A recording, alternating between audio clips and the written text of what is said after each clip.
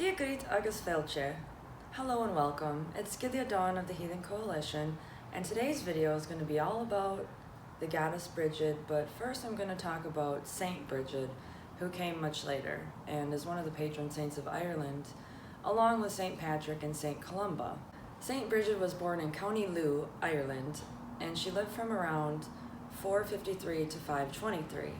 So she lived to be about 70 years old, according to her hagiography. Today in County Lugh, there is a shrine dedicated to Saint Brigid, and you can visit the Stations of the Cross. There's holy stones there that have curative properties, shaped like a hoof of a horse, an eye, and a head, which go along with her folklore.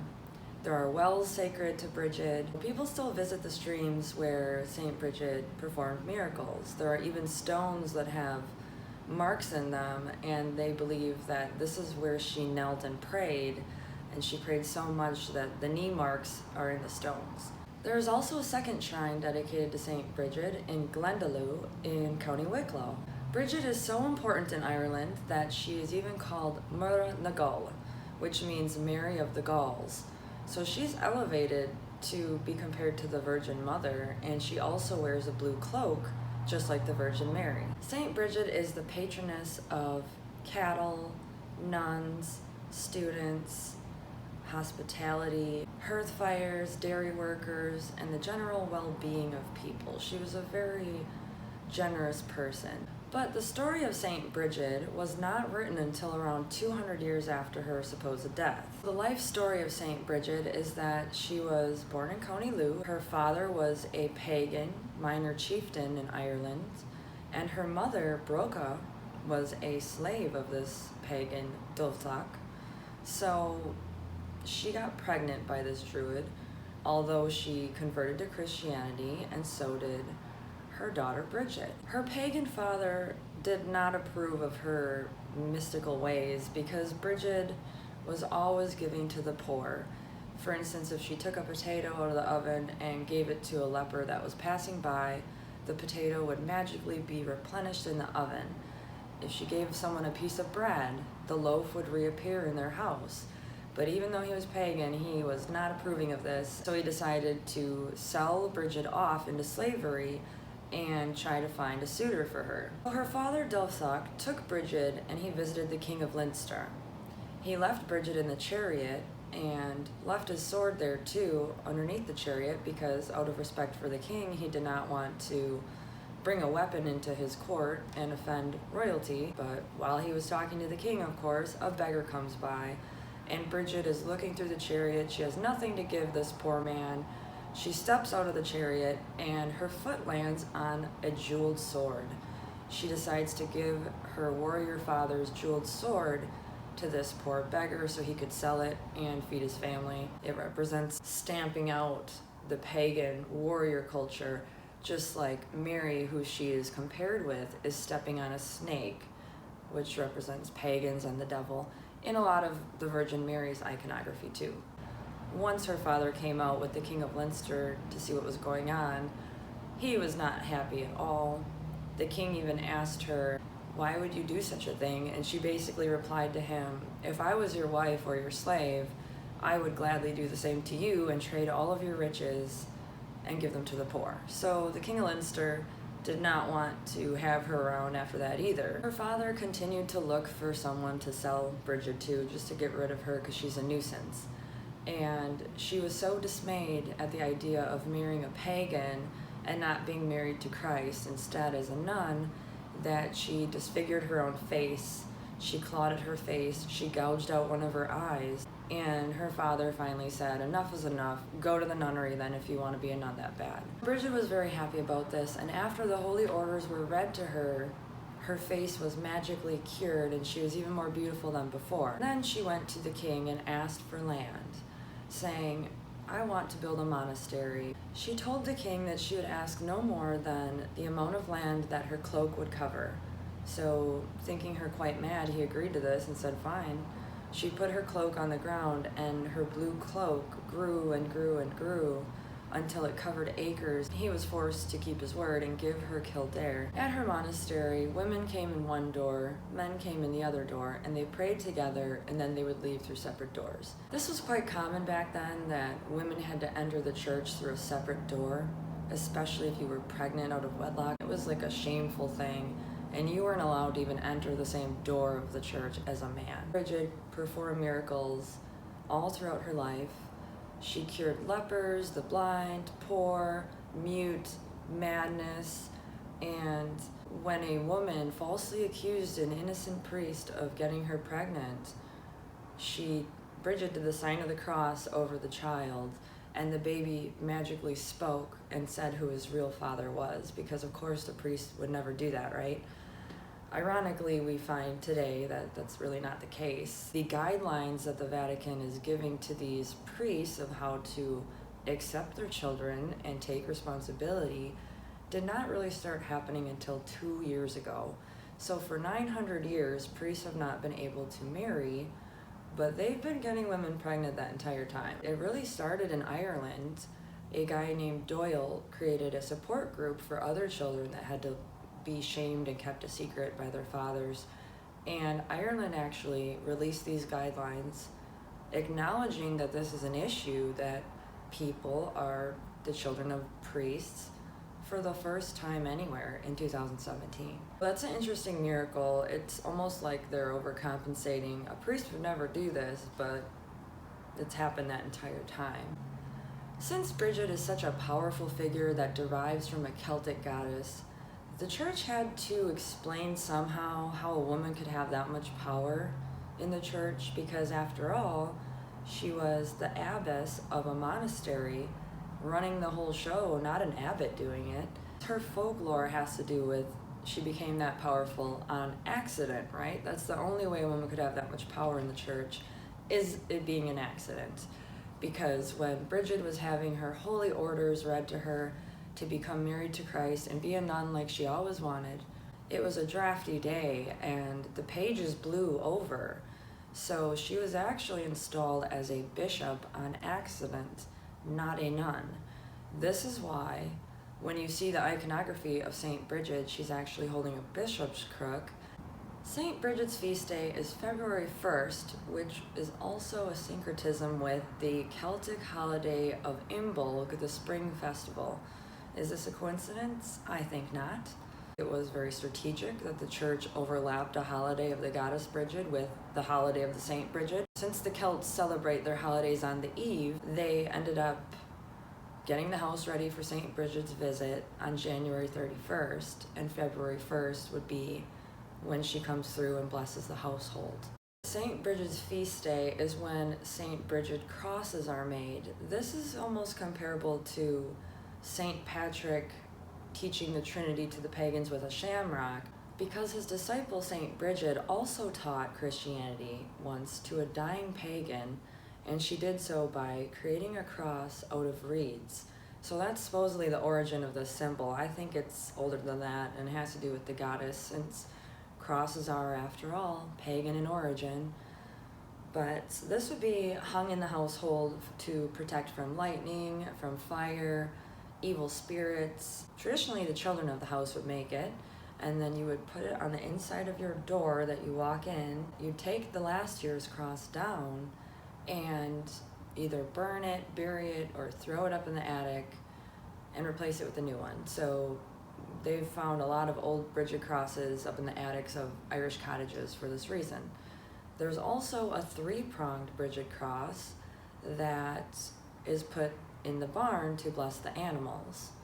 So it would protect them from disease, illness, fire. Also tradition to leave bread for Saint Brigid's visit and a sheath of wheat for her cow. A candle would also be placed in the window for Saint Brigid's visit to guide her to your home and welcome her, as well as the tradition of the Brat Bride, where they would take a ribbon or a cloth, tie the ribbon to the outside door handle, so that when the saint comes to visit, she actually touches that ribbon, giving it her blessing. This ribbon could then be used to protect men. They'd wear it while doing dangerous work. It would also be used to wrap around your head if you have a headache or to cure toothache. There's multiple things that this could cure, but it's supposed to be blessed by the saint on her visit. It is believed that every church out there has a relic in it, a holy relic. So in St. Brigid's case, she is buried along with St. Patrick and St. Columba, the other two patrons of Ireland, and they are buried in Armagh in Northern Ireland, also known as Ulster. The relic of St. Brigid's skull is also enshrined in Portugal at the Church of St. John the Baptist. Another fraction of her skull was later moved to Ireland again. So if you believe in these sort of relics, I guess, you might consider that a sacred place to visit, that church, but I think there were a lot of relic mongers back in the day just trying to make a quick buck, saying, hey, look, I have the femur of St. Sebastian, how much do you want to pay for it? There's really no proving that any of these saints' bones really belong to them. So I think it's just kind of silly. Keep in mind that during this time, monasteries also served as inns for hospitality. And being as hospitable as she was, Brigid's monastery never ran out of ale and never ran out of food for the poor, since one of Brigid's most amazing miracles is her ability to turn water into beer. So now I'm going to read the St. Brigid's Prayer that many people believe was written by St. Brigid herself. I'd like to give a lake of beer to God. I'd love for the heavenly host to be tickling there for all eternity. I'd love for the men of heaven to live with me and to dance and sing, and if they wanted, I'd put at their disposal vats of suffering. That part doesn't really seem to fit, the vats of suffering. I don't know if someone tinkered with this later, but white cuffs of love I'd give to them with a heart and a hat. Sweet pitchers of mercy I'd offer to every man. I'd make heaven a cheerful spot, because the happy heart is true. I'd make the men contented for their own sake. I'd like Jesus to love me too. I'd like the people of heaven to gather from all the parishes around and give a special welcome to the women, the three Marys of great renown. I'd sit with the men, the women of God, there by the lake of beer. We'd be drinking to our health forever, and every drop would be a prayer.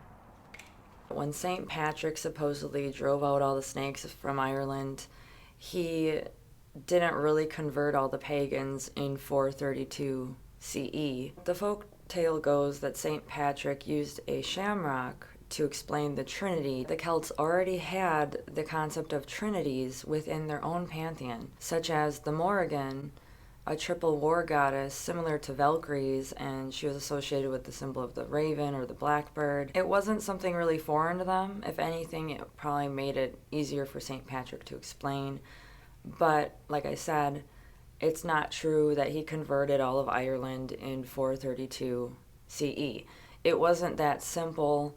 It took a long time as they built over the sacred hills in Ireland, like at Tara, to actually accomplish the conversion. As illustrated by this quote from his book, The Confession, I live for my God to teach the heathen, even though some may despise me. Far from the love of God is a man who hands over Christians to the Picts and Scots. Ravening wolves have devoured the flock of the Lord, which in Ireland was indeed growing splendidly with the greatest care. St. Patrick was actually a scally scumbag and a very cruel man. For example, he healed his younger sister when she had a head injury as a child, and it was some sort of miracle. He saved her life. But then later in life, she committed adultery and got pregnant. St. Patrick was so enraged that he ran her over 3 times with his chariot and killed her. The goddess Brigid was also a triple deity. There were 3 goddesses, all named Brigid, and one was the goddess of poetry, one was the goddess of smithwork and the hearth fire, a goddess of fire, and the other was a goddess of healing. These 3 Brigids were all the daughters of the Dagda. He is the Celtic all-father figure, just like Odin is the all-father of the Norse, Dagda, or good god, because he's good at everything. Dagda was the leader of the Tuatha De Danann, the people of the goddess Dana, and another name for the Dagda is Eocha Allahuller, which means horseman all-father. He also is similar to Thor in some respects because Just as Thor's hammer Mjolnir can take life away and resurrect life, so can the Dagda's club. So before Saint Brigid, Brigid was already a goddess of fire, and there was a sacred flame that stayed lit for her in Kildare all the way up until 1151. Later on, this was rekindled. This tradition of keeping a flame going for Brigid still goes on in Ireland at St. Brigid's Cathedral. Even the Dalai Lama visited the sacred fire of Brigid. The feast day of St. Brigid is just more cultural appropriation of a pagan holiday, like many other saints' feast days. There were 4 Celtic feast days to celebrate the seasons, Imbolc being one of them. There was also Samhain, which we now refer to as Halloween, and Lunasa, as well as Beltina, or May Day, when we dance around the maypole. These days are still celebrated by pagans around the world. It never really died out. The fire festival of St. Brigid is also known in modern times as Groundhog's Day, where if the groundhog sees his own shadow, that will help them predict the weather for when winter will really begin. There's different variants of this, like in Texas here, they have Armadillo Day. My point of a lot of my videos when I talk about the appropriation of holidays is the fact that you can say they're similar or they absorbed each other, but really the fundamentals are a stark contrast. Because here we have Imbolc, a celebration of a powerful matron, and then we have Candlemas, which is the church's version that is basically saying women are unclean for 40 days after they give birth. It's the celebration of after the Virgin Mary gave birth to Jesus, she could enter a temple with him 40 days later, and that is Candlemas. The purification of the Virgin and the presentation of the Christ child at the temple is what it's all about. And I think that's pretty sickening to say that women are unclean and just dirty creatures after childbirth. They're not allowed to go to a temple or a holy site for 40 days. That's the complete opposite of what Imbolc, the original holiday, was about. I also wanted to point out some of the very pagan-esque aspects of the story of St. Brigid that I just told, because you can see it's really just their way of overlapping a very powerful deity. When the church failed to demonize certain matron or patron figures within pagan pantheons, they had no choice when they couldn't damn something they couldn't stamp out, but to canonize it instead and turn it into something holy. In the story where Brigid finds her monastery by her cloak growing on the ground, and she decides, okay, I'm going to take over Kildare.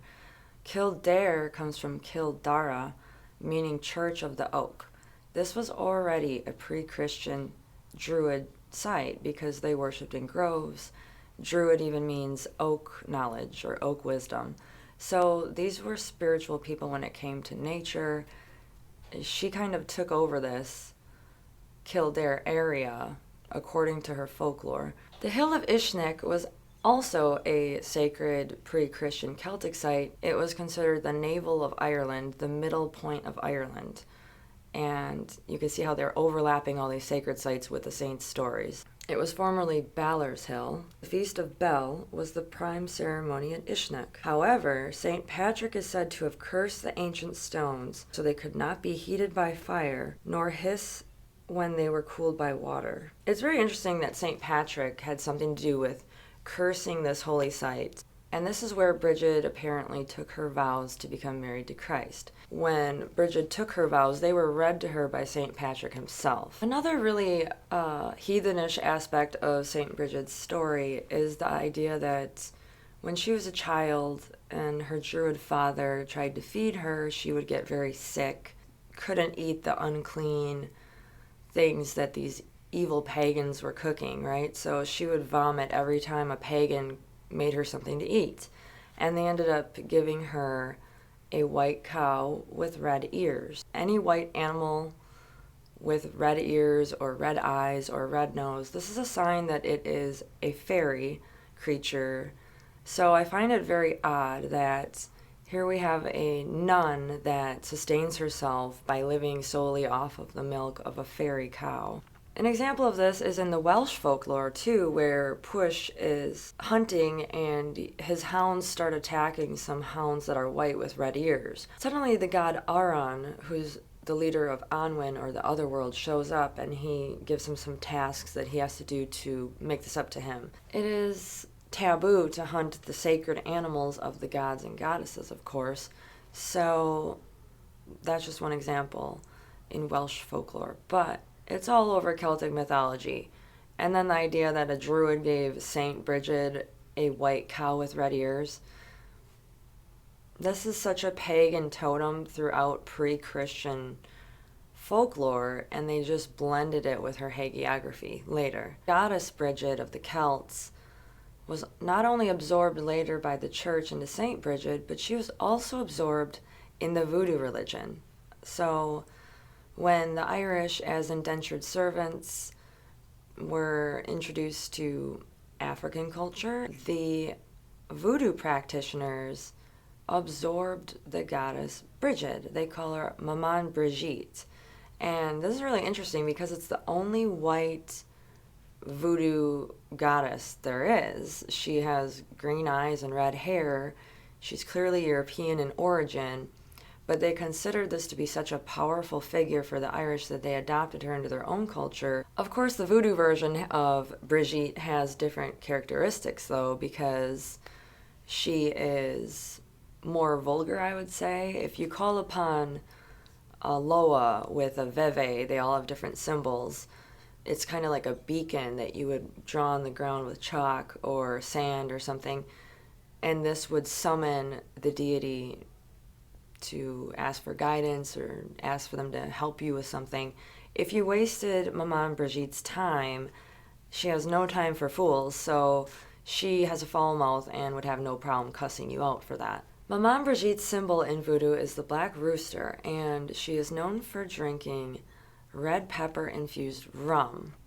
So that would be a good offering to give her red peppers or rum. In Voodoo, Maman Brigitte is the wife of Baron Samedi, and she is the goddess of the underworld. Back to the Celtic version of Brigid.